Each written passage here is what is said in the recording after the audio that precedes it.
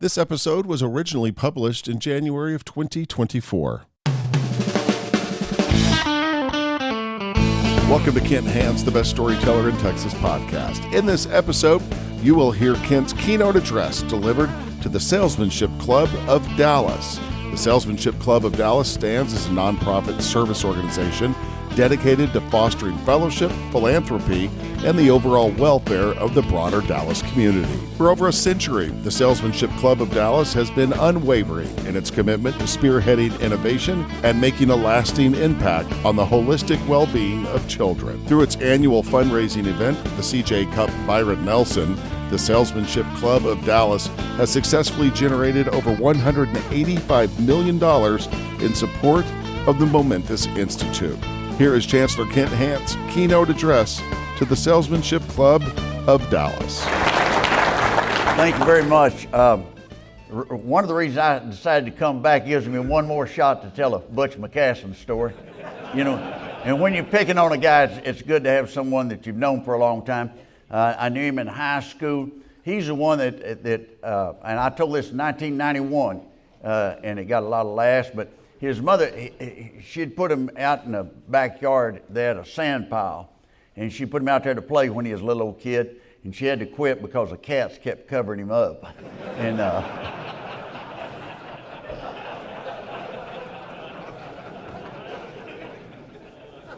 but said they didn't laugh that loud, and I said some of them didn't catch it. But I knew Butch and JD at the B&B Recreation Club in Hereford. I lived in Dimmitt, and I'd go over there, we'd shoot pool, and I was pretty good, and I was taking their money, and they bet me $5. Hey, $5 about 1958 is a lot of money. And they bet me $5 that they had a guy that could hold a collie dog and shoot with one hand and beat me. And I lost $5, and I'm still bitter about it. I never did get my money back. I also had former students here. You know, Michael Lewis was chairman of the board at Texas Tech and did a great job. A lot of people said it set education back 30 years, but it was not. It was only 15. And but he was a good chairman. Did a good job. Matt Maloof. Matt was a student of mine, and Matt had his granddad had a dry goods store in Post, and you knew if somebody had been shoplifting because there'd always be blood on the sidewalk. You know, and he had a cane, and he whipped you if he caught you shoplifting, he whipped you. There wasn't a lot of shoplifting went on in Post. My son-in-law, Phil Sorrells, is district attorney in Tarrant County, and he announced last week that he's prosecuting every shoplifting case in Tarrant County. So if you're going to steal something, even if it's only $5 or $10, he's going to try to put you in jail. And he said, be sure and remind them that so they'll stay in Dallas County. And I had friends in high school in West Texas that gave me a lot of material for my podcast, Kent Hance, best storyteller in Texas, and you can do the QR there, and it tells you, it gets you on the podcast.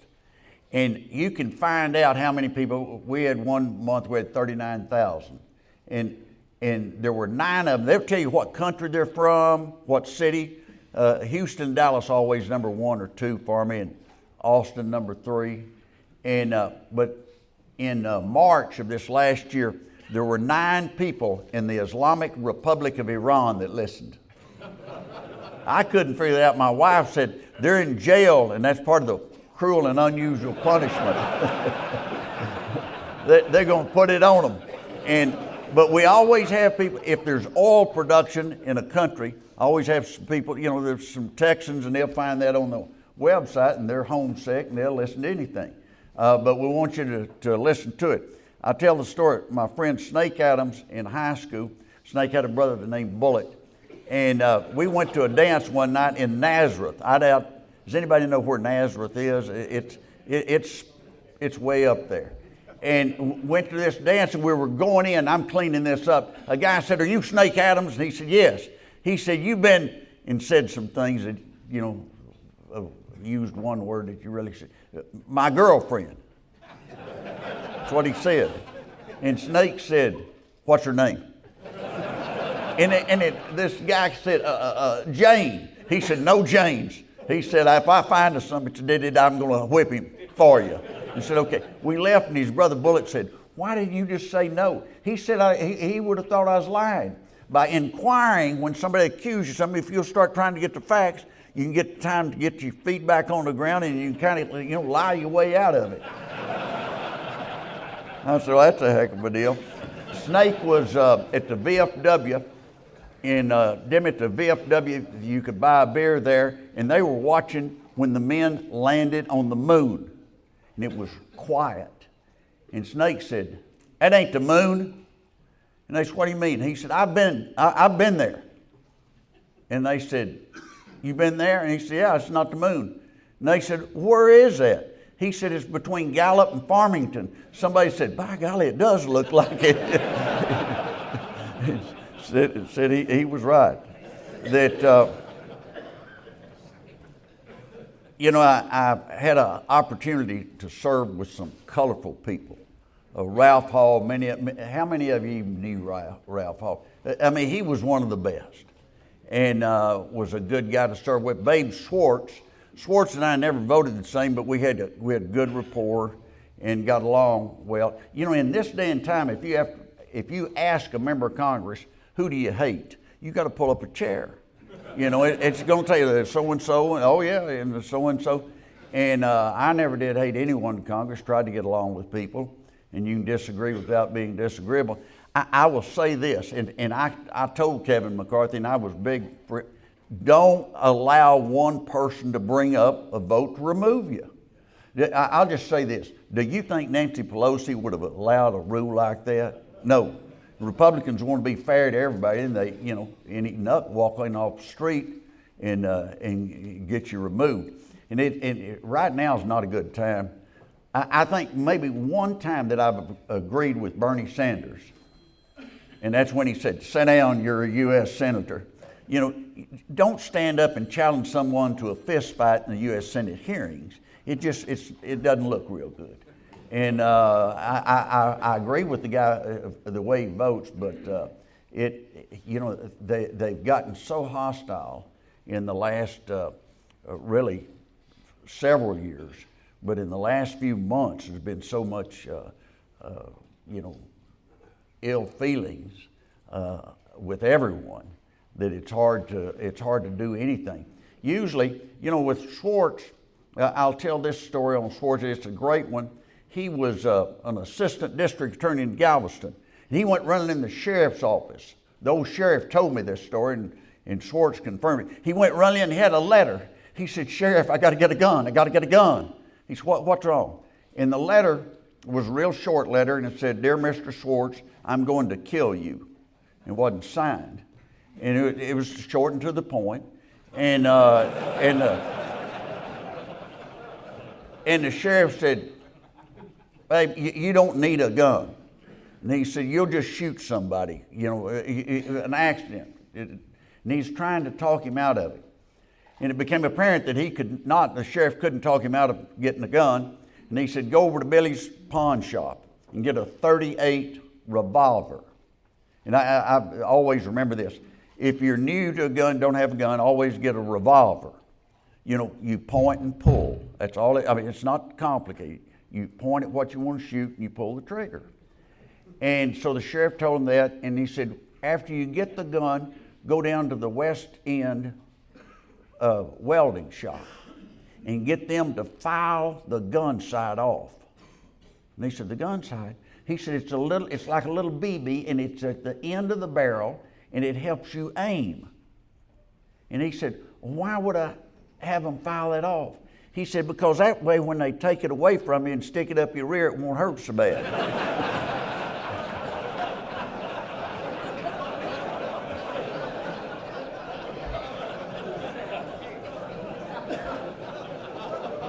Isn't that great? I said, what'd you do? He said, I didn't buy the gun. He said, I got to think about it. He may have been right. Ralph Hall and I were in Congress together. We were coming back. We landed at DFW, and we're walking down concourse, and the guy said, "Congressman." And we turned around, and I didn't know the guy, and the guy knew him, and he had lived next door to him in Rockwall. And Ralph introduced me, and he said, "This is Congressman Hance from Lubbock. He's up and coming guy. He's a guy you need to know." And you know, Ralph would always, blow you up more than you should have been.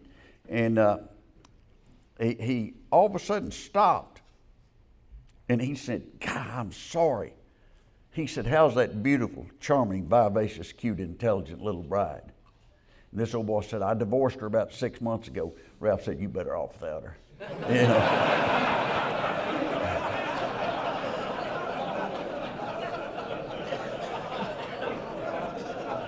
Ralph was good. Tom, am I right?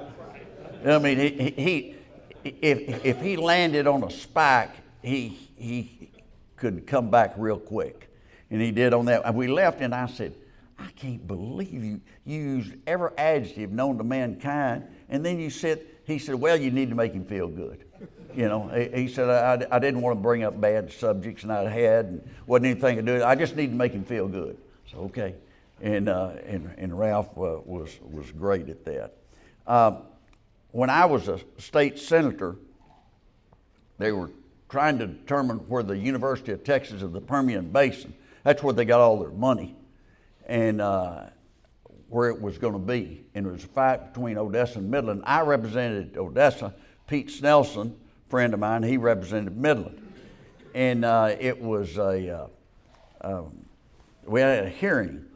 And I told the chairman of the committee was Schwartz, and the vice chairman was Mosey. And I said, y'all got to realize that is a liberal committee. You need, I don't know if you got any liberals in Odessa, but you need to get one up here. And they said, we got one as president of the ACLU named Warren Burnett. And Warren Burnett was a trial lawyer, and he was great. He had a gravelly voice, and he could just command a courtroom. And I said, well, Warren, he has liquid lunch, and he's a little rough sometimes. He's got some rough edges. And they said, well, you don't want him. I said, I'd want him, but let's get Schwartz. I'll ask Schwartz to have a morning meeting. We'll have a 10 o'clock meeting. And so I saw Warren. They brought him by that morning, and it seemed like everything is okay. Passed the smell test. And I said, Warren, whatever you do, try to stay away from any controversy. All we need to do is to prove that we need that college in Odessa. And he said, okay, you don't need to coach me. Okay, I'm not trying to coach you. He said, hell, I need to coach you. Okay, but So they had some people that testified, and they went long. And finally, Schwartz said, let's break for lunch, and we'll come back at 1:30. So I tell the people from Odessa, do not let him get out of your sight. So I come back at about 1:20, and he's just walking up, and he had a few drinks during the lunch. And I said, be careful, don't say anything controversial. I think I've got the votes, just, be careful. So he testified, and he did a great job. And then Senator Schwartz said, Mr. Burnett, do you think there's really a need in Odessa for a 4-year college? And Warren said, Mr. Chairman, there's enough ignorance in Odessa to justify an 8-year college.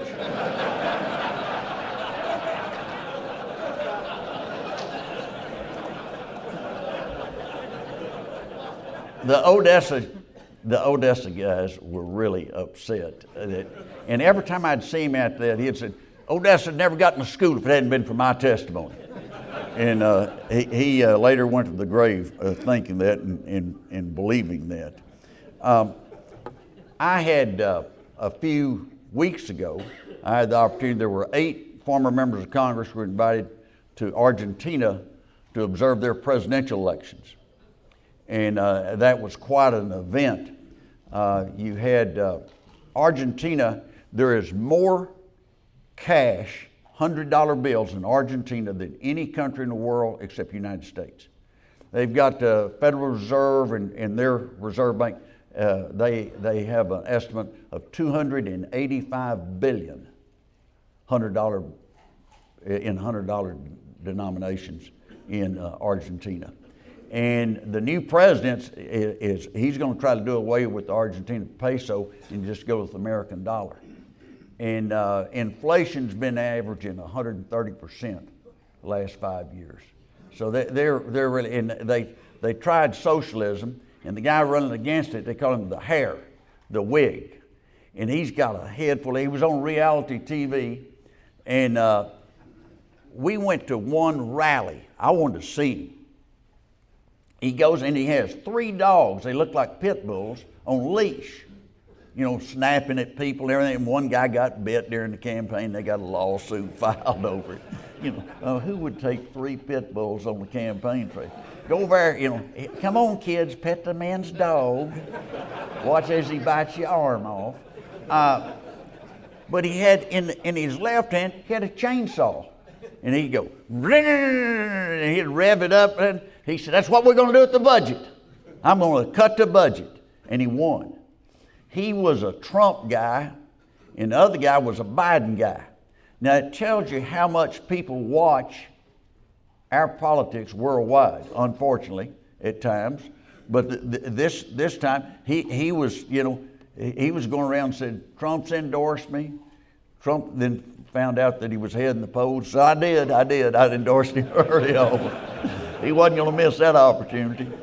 And but the guy won, and it's going to be interesting to see what he had names of agencies up on a board, and he'd just rip them off, and then sometimes he'd cut into the board. And he's going to be a showman, I'll say that. The way they have the election, they have one day you vote, one day.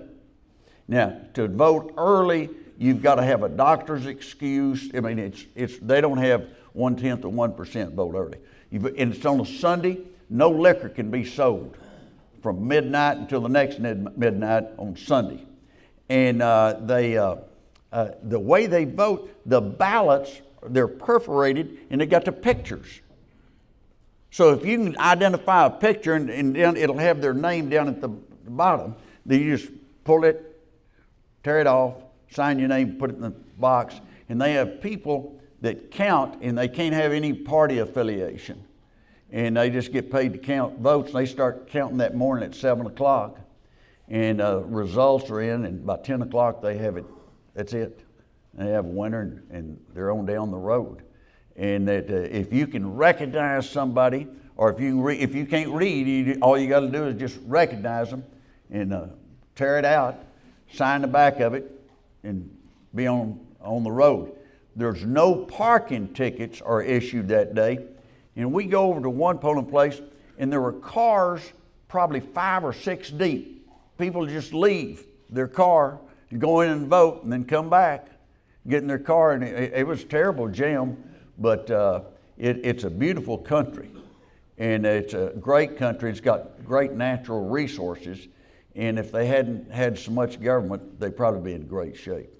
And maybe this guy can save them. Maybe he can't. I don't know.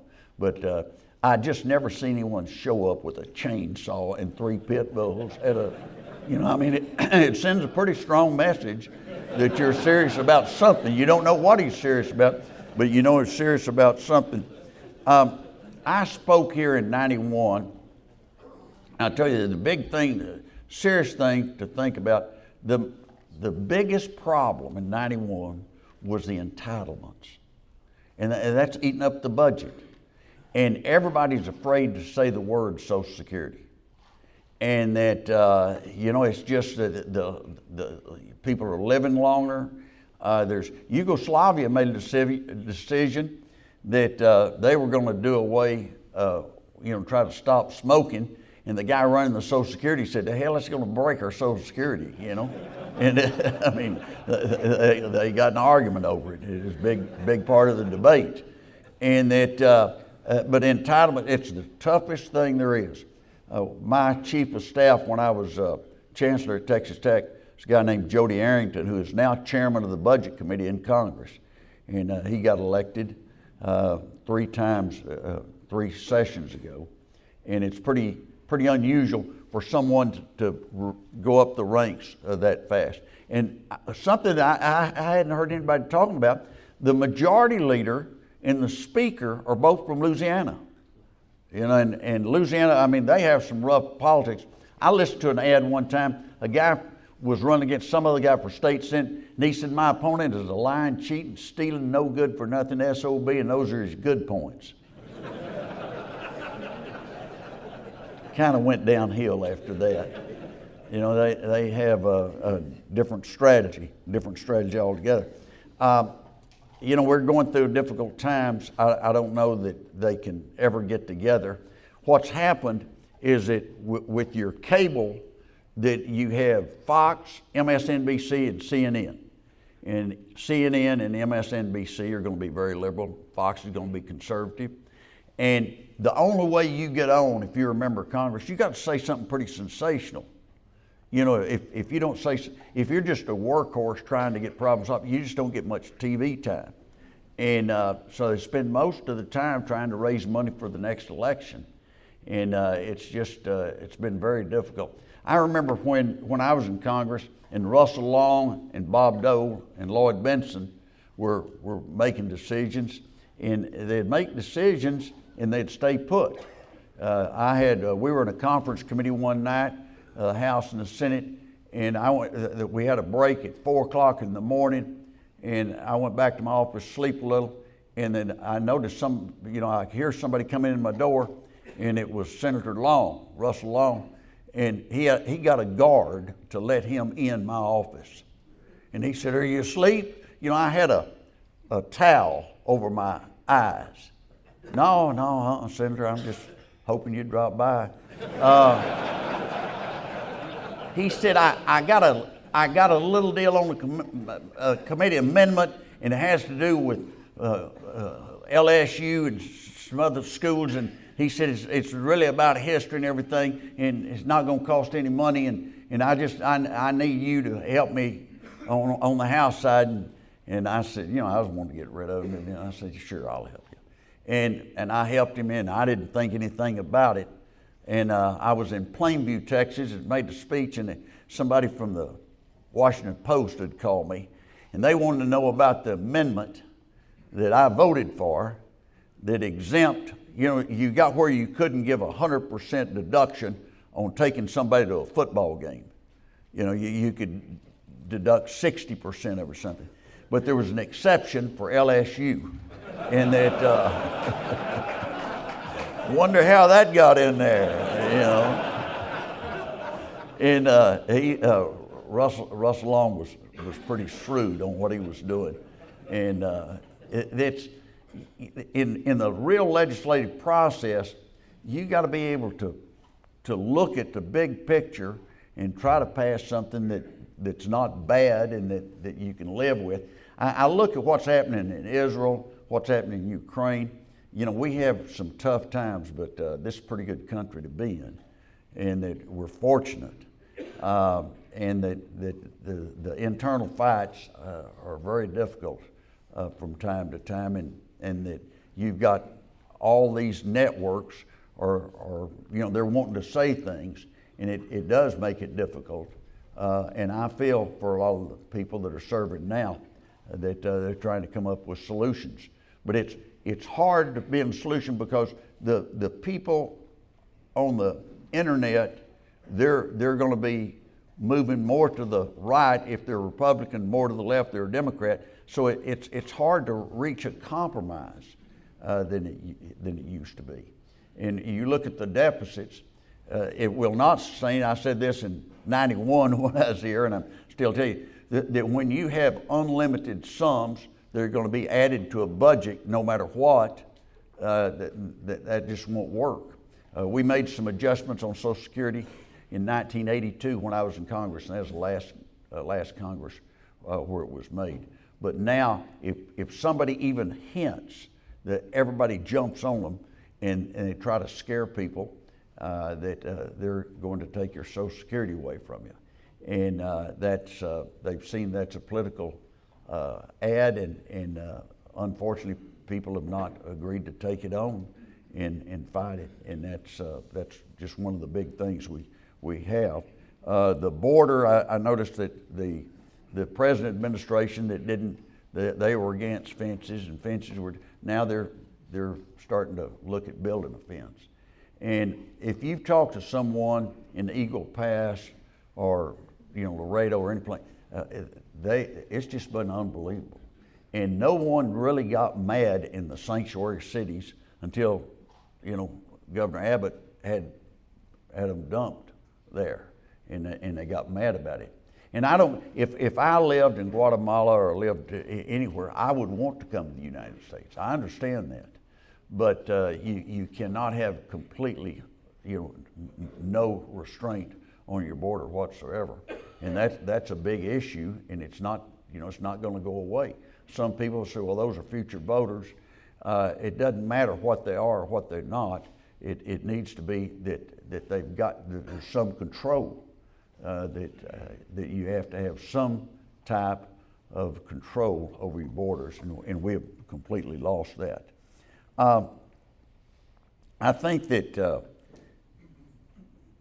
of all the people I've served with, some of the best, Phil Graham was always good. Phil has written a book that's out, and I'll send y'all the name of it in your newsletter. It's a very good book, and he's talking about there is a myth that the wealthy are getting wealthier at the expense of those that don't have much. It's just the opposite, and that it's well done. It's written with two other professors, and I think that you would like it. In campaigning, if any of you ever want to run for office, check with me before you do. I might tell you some things you decide maybe I don't want to do that. It makes you appreciate other things.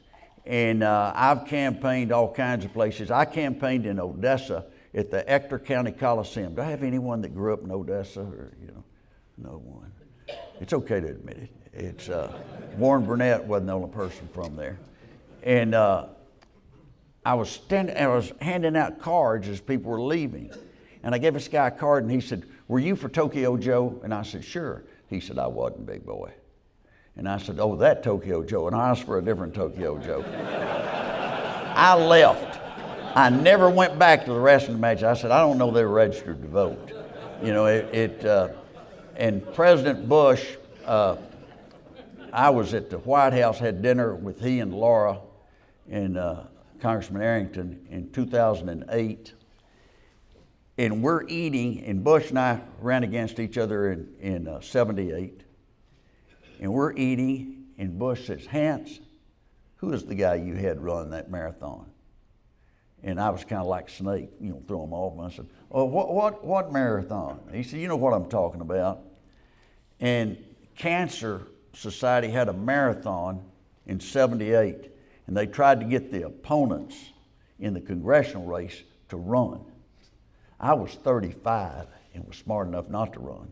He was young and naive at the time and was 31, and he signed up to run 26 miles. But what I did do, I had a guy named Vic Henry who was a cross-country runner, Texas Tech, and he had on a T-shirt that said, "Hance is ahead." And I told him, "You stay 15 feet in front of him." And we got a bumper sticker that we put on his trunks that said "Hance for Congress." And Bush said, "I followed that guy 26 miles. He said, "By the end of the race, I hated you. I'm glad we've made up." It was pretty funny. And that was considered tough, I guess, back during that time is a pretty unusual race. But Vic Henry, who is now an attorney in Dallas, he ran that race for 26 miles for me, and I was most appreciative that, and I was also sure that I didn't drop of a heart attack or a stroke or something trying to run 26 miles in a congressional race like that. You have to ride in parades, and that's one of the worst things. Winston Churchill, in one of his books, said the thing to do if you're a candidate riding a parade, don't think about the crowd or anything. Pretend you're screwing in light bulbs and smile. And I think that's good advice. I was invited to be the parade marshal in Denver City, Texas, and that Denver City in Yoakum County out in West Texas, and that I got there and I found the parade guy and told him who I was, and he said, "Yeah, we're glad you're here." And then I'd carried Reagan's tax cut, and I'd been on Today's Show and Meet the Press and things like that. I was riding pretty high, and the guy said, I said, "Where's my float or convertible or whatever?" And he said, you drove over here, did you?" "Yeah." He said, "Just pull your car in behind the band." And I said, "Well, who will drive me?" He said, "You drove it over here, didn't you?" Yeah. So I drove my parade. I drove in their parade, drove my car, and they put me behind the band from Plains and in front of the band from Denver City. I'm between the two bands. Lots of times in West Texas, if you hadn't been voting right, they'll put you behind the horses and make you walk. And when you do that, it's hard to establish good eye contact with the crowd. They're all hoping you'll step in the wrong direction.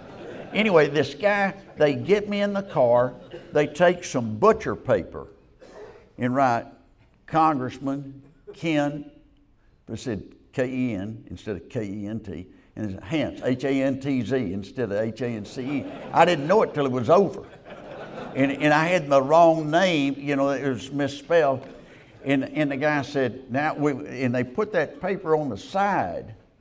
And then the guy told me, he said, "Now, Congressman, here's the deal. You go down this street and you turn around and you come back on the other side of the street, and that way you look at one side and they'll see you, and then coming back you'll look at the other side and they can see you." Thank you. I really appreciate you pointing that out to me. I'd never figured that out on my own. And sometimes the good Lord brings you back to humility, and I was back to reality. You drove it over here, didn't you? Yes, sir. Yes, sir. I can handle that.